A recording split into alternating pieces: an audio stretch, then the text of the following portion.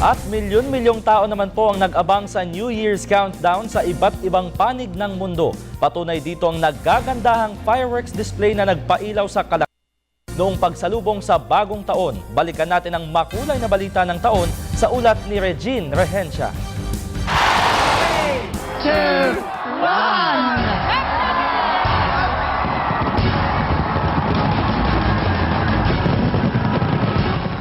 Naging makulay at maingay ang pagsalubong ng buong mundo sa bagong taon.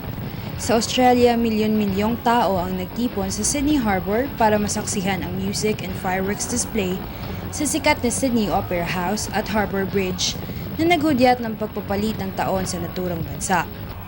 Sa pagpasok ng taong 2014, nagningning ang pinakamataas na tore sa buong mundo, ang Burj Khalifa sa bansang Dubai.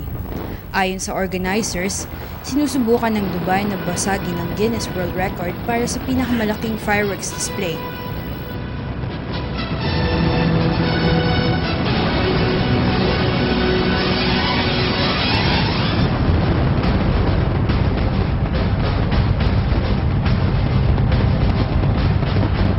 Samantala, dinagsa ng mga residente at turista sa Germany ang makasaysayang Brandenburg Gate sa Berlin upang masaksihan ang kamanghamanghang fireworks display.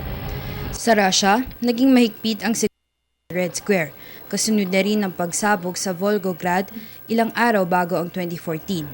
Sa kabila nito, marami pa rin ang nagtipon sa Central Moscow para sa tradisyonal na pagtunog ng Kremlin Clock Tower bells na sinundan din ng fireworks show.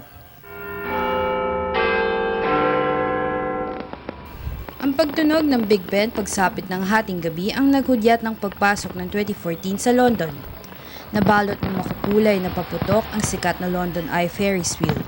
Kasabay ng mga fireworks, nagpaulan din sa London ng banana-flavored confettis at strawberry mists. Ito na ang pinakamalaki at pinaka-engranding fireworks display sa United Kingdom. Nagmistulang street party ang pagsalubong ng mga Amerikano at mga turista sa Times Square sa New York City.